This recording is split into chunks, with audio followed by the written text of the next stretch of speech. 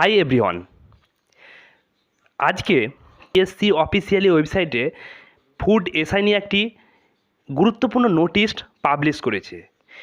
এই নোটিশটি এই মুহূর্তে পাবলিশ করার পেছনে কি কোনো ভয় কাজ করছে?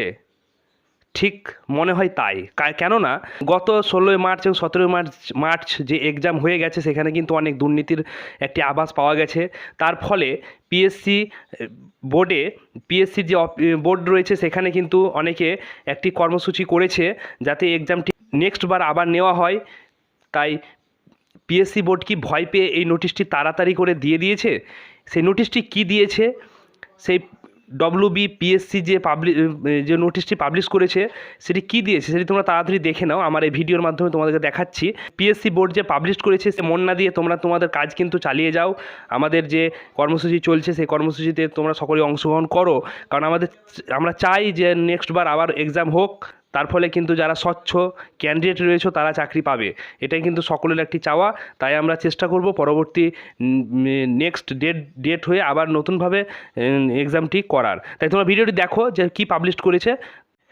হ্যাঁ, দেখতে পাচ্ছ আমি পিএসসির যে অফিসিয়ালি ওয়েবসাইট রয়েছে সেখানে আমি যাচ্ছি এবং ওখানে গিয়ে যে নোটিশটি পাবলিশ করেছে রিসেন্ট এখনই করেছে সেটি তোমাদের সামনে আমি তুলে ধরবো। তাই তোমরা ভিডিওটি দেখো, তাহলে তোমরা পুরোটাই আমি তোমাদেরকে অন স্ক্রিন দেখানোর চেষ্টা করছি। অফিসিয়ালি ওয়েবসাইটে গিয়ে যে ওয়েবসাইট রয়েছে সেখান থেকে গিয়েই তোমাদেরকে আমি দেখানোর চেষ্টা করছি যাতে তোমরা বিষয়টি সম্পর্কে অবগত হও।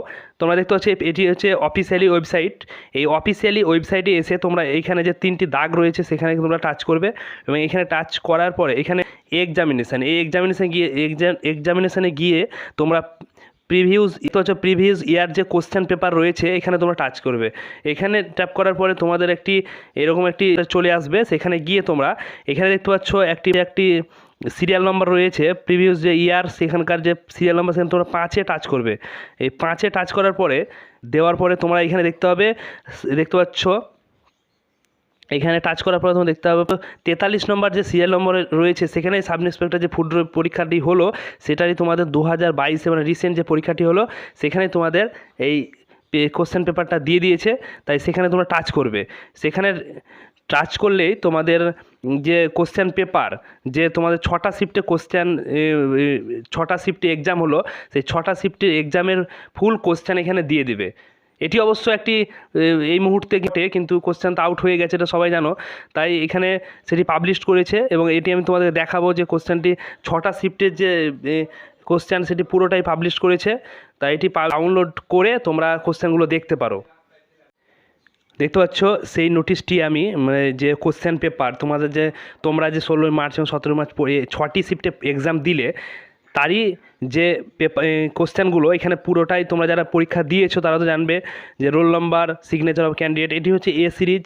এভাবে তোমাদের প্রত্যেকটি এক্সাম, যেমন এখানে যেমন দেখতে পাচ্ছ ভারতীয় সুপ্রিম কোর্টের প্রধান বিচারপতিকে নিযুক্ত করেন, এইগুলো সব আমাদের 6টি শিফটে এক্সাম হয়েছিল তারই কোশ্চেন পেপার। এখানে ফুল যে 6টা শিফটে এক্সাম হয়েছে তার প্রত্যেকটি পেপার এখানে তুলে ধরেছে। এখানে অনেকগুলো পেজ রয়েছে, তোমরা দেখতে পাচ্ছ অনেকগুলো পেজ রয়েছে। সেই পেজগুলো এখানে পুরোটাই এখানে দিয়েছে। যেমন 2023 সালে সাহিত্যে যিনি নোবেল পুরস্কার প্রাপ্ত হন, তারপরে সামুদ্রিক লবণ যে খনিজ পদার্থটি পাওয়া যায়, এগুলো প্রত্যেকটি পেপার এখানে তোমাদের তুলে ধরেছে। এটি নোটিশটি এত রিসেন্ট, এত তাড়াতাড়ি করে দেওয়ার পেছনে হয়তো কারণ যে আন্দোলনটি চলছে সেই আন্দোলনটি যাতে ধামাচাপা পড়ে যায় এবং সেই আন্দোলনটি যাতে অগ্রগতি না করতে পারে, তার জন্যই হয়তো তারা এই বিষয়টা দিয়ে দিয়েছে যেন সকলের যারা ফুড এক্সাম দিয়েছো তারা সকলে যাতে এইদিকে তারা ধ্যান দিয়ে দেয় যে তারা কোশ্চেন পেপারটা পাবলিশ করেছে, এই বিষয়টিকে তারা কনভার্ট করার জন্য এটাই দিয়েছে, এটাও হতে পারে। তাই দেখতে পাচ্ছ প্রত্যেকটি পেপার এখানে অনেকগুলো পেজ রয়েছে, কারণ 6টা শিফটে এক্সাম হয়েছিল, তাই প্রত্যেকটি বিষয় এখানে দিয়ে দিয়েছে। আমি একদম লাস্টে যাওয়ার চেষ্টা করছি কতগুলো পেজ এখানে রয়েছে সেটাও আমি তোমাদেরকে দেখাচ্ছি।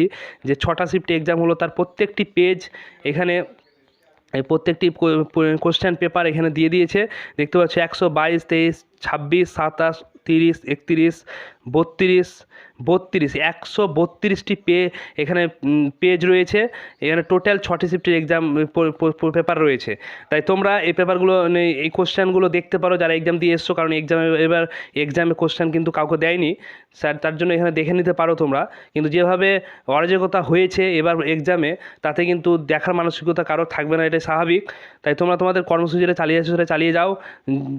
পিএসসি বোর্ড যদি সেটা মেনে নেয় তাহলে আমাদের উচিত সেটিকে আরও আমাদেরকে অগ্রগতি করা, কারণ এটা অবৈধভাবে জব পাওয়া, চাকরি পাওয়া, সেটা কোনোদিনই গ্রহণযোগ্যতা নয়।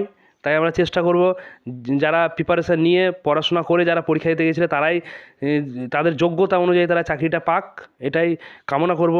ধন্যবাদ। এই ভিডিওটি বন্ধুদের সঙ্গে শেয়ার করে আমার এই চ্যানেলটি সাবস্ক্রাইব করে পাশে থাকবে।